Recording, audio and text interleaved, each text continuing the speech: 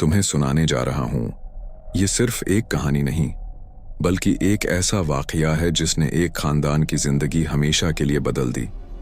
ये किस्सा है तकरीबन 30 साल पुराना, एक लड़की नेहा का, जो आज तक लापता है। कहानी शुरू होती है 1990 के दौर से। एक पुरस्कुन मोहल्ले में एक खूबसूरत, नेक दिल और नर्म मिजाज लड़की रहती थी, नेहा। नेहा की आंखों में रोशनी थी, चेहरे पर मुस्कुराहट और दिल में मोहब्बत। वो सबसे खुलूस से पेश आती, खास तौर पर अपनी सहेलियों से। हर जुमे मस्जिद जाना, गरीबों की मदद करना और सबके लिए दुआएं करना, ये नेहा की पहचान थी। मगर शायद किस्मत ने उसके लिए कुछ और लिख रखा था। अक्टूबर की एक ठंडी शाम थी। मोहल्ले में खुशी का समा था, क्योंकि नेहा की सहेली फरह की शादी थी। सब लड़कियां नेहा के घर तैयार होने का प्लान बना रही थीं। नेहा ने सुबह से ही अपना पसंदीदा लाल जोड़ा निकाल रखा था। जब उसने वो पहना तो वह बिल्कुल परियों जैसी लग रही थी। शाम के वक्त वो बाहर कुर्सी पर बैठी सहेलियों का इंतजार कर रही थी। अचानक बिजली चली गई। पूरे मोहल्ले में अंधेरा छा गया। हवा में एक अजीब सा सुनाटा फैल गया, जैसे फजा खुद सांस रोके खड़ी हो। तभी नेहा को लगा जैसे किसी ने उसके पांव को आहिस्ता से छुआ है, बिल्कुल वैसे जैसे माँ अपने सूते बच्चे को जगाती है। नेहा चौंकी, मगर वहां कोई नहीं था। उसने सोचा शायद कोई बलि या कुत्ता होगा, और बात आई गई हो गई। रात गुजर गई, मगर वो लम्हा, वो लम्स वो भूल नहीं पाई।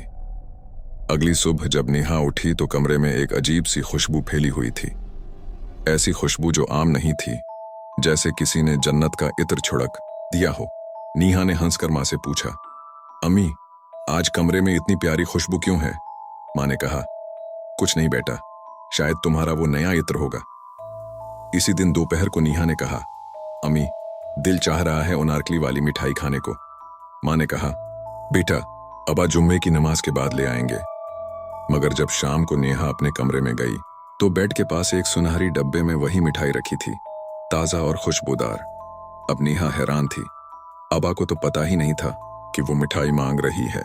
आहिस्ता आहिस्ता नेहा की हर ख्वाहिश पूरी होने लगी, चाहे वो किसी की चौड़ियां देखे या कोई जीवर। जो चीज़ वो सोचती, अगले दिन वो इसके सामने होती। शुरू में उसे लगा शायद ये इत्तेफाक है, लेकिन ये इत्तेफाक बहुत ज्यादा होने लगा। फिर एक रात नेहा ने हिम्मत की, कमरे में अकेली थी, दरवाजा बंद किया और बोली, कौन हो तुम जो मेरी हर ख्वाहिश पूरी करता है? सामने आओ।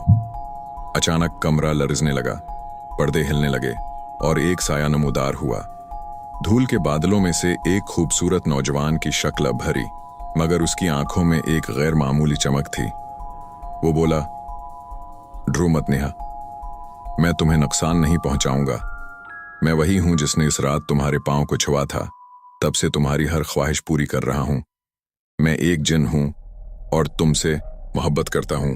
नेहा का दिल धड़कने लगा, मगर उसकी बातों में एक नरमी थी। उसने कहा, मैं सिर्फ तुम्हें खुश देखना चाहता हूं। और इसी लम्हे नेहा ने वो फैसला किया जो शायद उसकी जिंदगी की सबसे बड़ी गलती थी। उसने उस जिन से दोस्ती कर ली। 1 साल तक सब ठीक चलता रहा, मगर जब नेहा की शादी तय हुई, जिन पागल सा हो गया। मैं तुम्हें किसी और के साथ नहीं देख सकता, नेहा ने समझाया, मगर उसकी आंखों में गुस्सा था। शादी के बाद नेहा की जिंदगी बज़ाहिर ठीक थी, मगर जल्द ही मुसीबतें आने लगीं। शौहर जख्मी हो गया, घर में बदबू आने लगी और नेहा के इर्द गिर्द नहुस्त सी छा गई। उसे तब समझ आया, वो जिन्न उसकी जिंदगी से गया नहीं, बल्कि उसके हर सांस के साथ जुड़ा हुआ है। आखिरकार एक बुजुर्ग आलम ने उसे एक तावीज दिया और कहा, जब तक ये तुम्हारे पास है वो कुछ नहीं कर सकेगा, लेकिन अगर ये कभी गिरा या तुमने उसे दोबारा पुकारा तो वो तुम्हें हमेशा के लिए ले जाएगा। कुछ उर्सा सब ठीक रहा।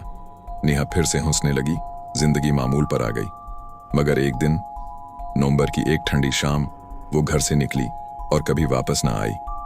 पुलिस, अहल मोहल्ला, रिश्तेदार सबने ढूंढा, मगर नेहा जैसे जमीन निगल गई।